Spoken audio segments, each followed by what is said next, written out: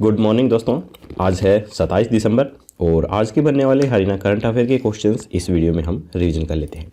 लेकिन उससे पहले मैं आपको बता दूं कि अगर आप चैनल पर पहली बार आए हैं और आप हमारे पिछले हरियाणा करंट अफेयर के क्वेश्चनों को पढ़ना चाहते हैं तो आप पीडीएफ के रूप में डाउनलोड करके उन्हें पढ़ सकते हैं। 1 महीने की पीडीएफ आपको 15 रुपये में, 6 महीने की 40 रुपये में और 1 साल की 60 रुपये मिलेगी।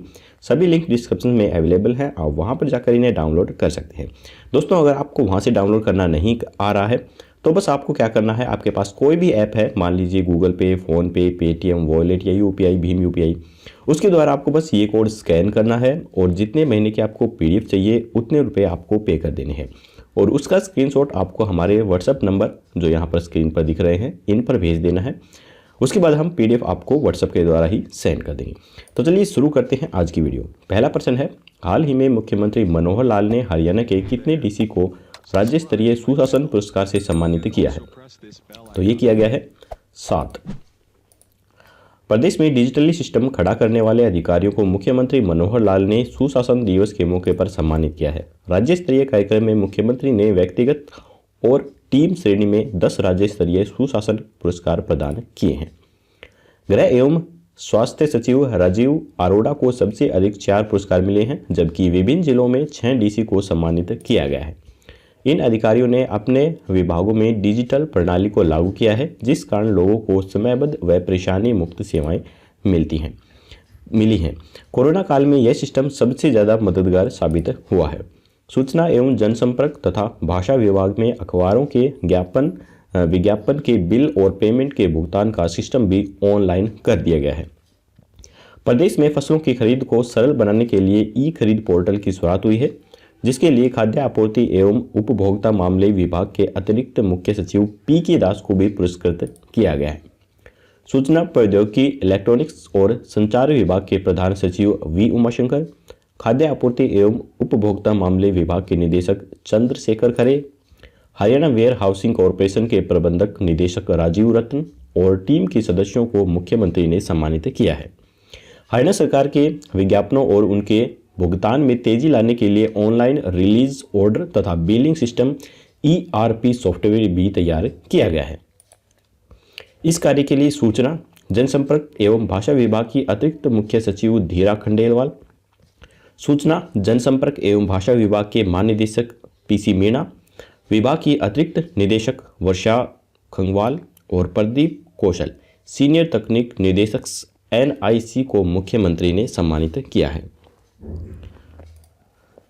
इसके बाद है, हरियाणा के किस जिले को लाल डोरा मुक्त गांव के लिए राज्य स्तरीय अवार्ड मिला है? तो ये मिला है करनाल को। लाल डोरा मुक्त गांव के लिए करनाल को राज्य स्तरीय अवार्ड मिला है। मॉडर्न रिकॉर्ड रूम के लिए जींद, शिक्षित हरियाणा के लिए Faridabad, RTO driving licence test और स्लॉट सिस्टम के लिए अंबाला, ई समर्थन के लिए कुरुक्षेत्र, मिशन चहक के लिए हिसार को प्रदेश में पहला स्थान मिला है। हरियाणा के सभी इंडस्ट्रियल एरिया में कितने प्रतिशत एरिया को आरक्षित किया जाएगा? तो ये किया जाएगा 10% एरिया को। प्रदेश के तमाम इंडस्ट्रियल एरिया में काम करने वाले श्रमिकों के लिए सरकार गेस्ट हाउस भी बनाएगी और उनके लिए हाउसिंग कॉलोनियां भी विकसित करेगी। कोरोना काल में हुए लॉकडाउन के दौरान औद्योगिक श्रमिकों के सामने आई रिहायशी दिक्कतों को ध्यान में रखते हुए सरकार ने यह अहम फैसला लिया है। अब हर इंडस्ट्री एरिया में 10% जमीन रिहायश के लिए आरक्षित होगी। हरियाणा की नई उद्यम एवं रोजगार नीति 2020 में इसका प्रावधान किया गया है। औद्योगिक आवास व शयन गृह बनाने के लिए 50 लाख रुपए तक के प्रोजेक्ट पर सरकार 50% यानी कि 25 लाख रुपए तक की वित्तीय मदद करेगी। MSME को प्रोत्साहित करने के लिए चपटा कारखानों के लिए कम से कम 2000 वर्ग मीटर या उससे ज़्यादा के प्लाट का 250% तक का FAR इस नीति में बढ़ाया गया है। इसके बाद है, हरियाणा के भीम अवार्ड तेनजिंग नोरगे राष्ट्रीय साहसिक पुरस्कार विजेता खिलाड़ियों को पहली बार कितने रुपए का मानदेय दिया जाएगा? तो ये दिया जाएगा 5000 रुपये का मानदेय। 1 जनवरी से भीम अवार्ड विजेता खिलाड़ियों को हर महीने 5000 रुपये मानदेय मिलेगा। पहले उन्हें कोई राशि नहीं मिलती थी। तेनजिंग नोरगे राष्ट्रीय साहसिक पुरस्कार विजेताओं को 20,000 रुपये मासिक मानदेय अब प्रदान किया जाएगा।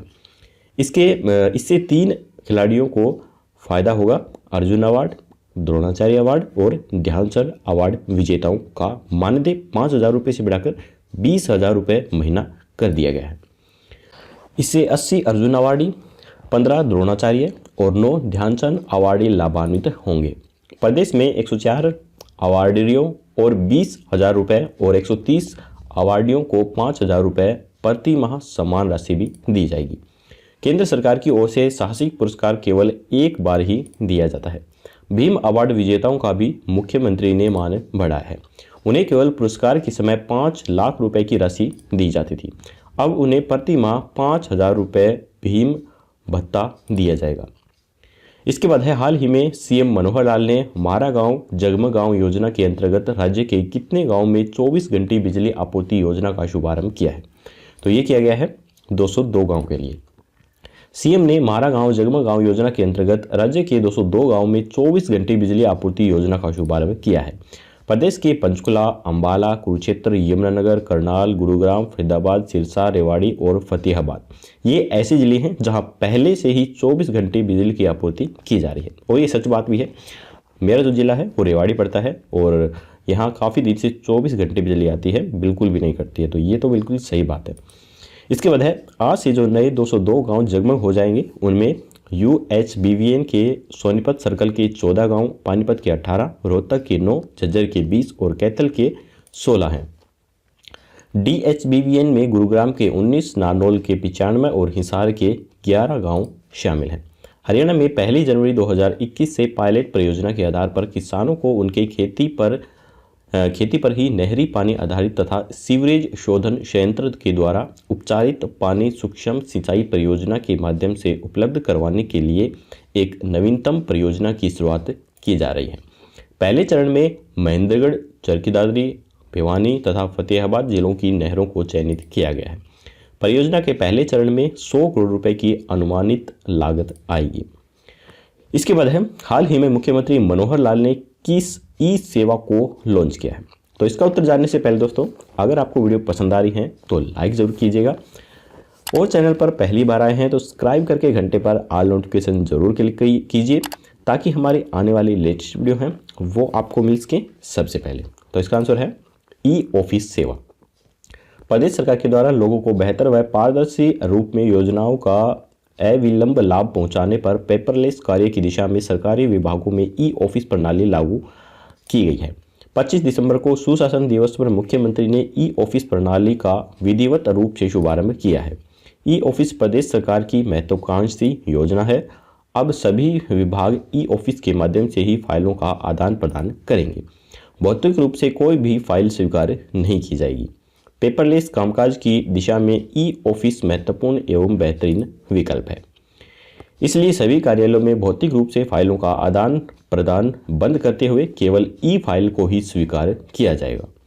ई ऑफिस प्रणाली से पारदर्शिता बढ़ेगी और भ्रष्टाचार भी खत्म होगा। इसके बाद है, हाल ही में बागवानी किसानों की फसलों में प्रतिकूल मौसम व प्राकृतिक आपदाओं के कारण होने वाले नुकसान की भरपाई करने के लिए किस योजना की शुरुआत की गई है? तो ये की गई है मुख्यमंत्री बागवानी बीमा योजना की शुरुआत। हरियाणा सरकार के द्वारा शुरू की गई मुख्यमंत्री बागवानी बीमा योजना के तहत बागवानी का कार्य करने वाले किसानों की फसलों को प्रतिकूल मौसम व प्राकृतिक आपदाओं से होने वाले नुकसान की भरपाई सरकार के द्वारा की जाएगी। इस योजना के तहत सरकार के द्वारा किसानों को सब्जियों व मसालों के लिए 30,000 रुपये प्रति एकड़ और फलों के लिए 40,000 रुपये प्रति एकड़ के हिसाब से आश्वस्त राशि प्रदान की जाएगी। यह योजना मेरी फसल मेरा ब्यौरा के तहत पंजीकृत किसानों के लिए वैकल्पिक तौर पर शुरू की जाएगी। इसके बाद है, हाल ही में मुख्यमंत्री मनोहर लाल के द्वारा हरियाणा में किस पुस्तकालय का शुभारंभ किया गया है? तो ये किया गया है डिजिटली सार्वजनिक पुस्तकालय का शुभारंभ। तो अब इस पुस्तकालय से होगा क्या? इस पुस्तकालय से जो सामान्य लोग हैं उनको काफ़ी ज़्यादा फ़ायदा होगा और कोई भी इस पुस्तकालय में जाकर वहाँ पर अपना ज्ञान बढ़ा सकता है और मतलब उन्हें अलग से जो बुक्स हैं उनका खर्चा नहीं करना होगा।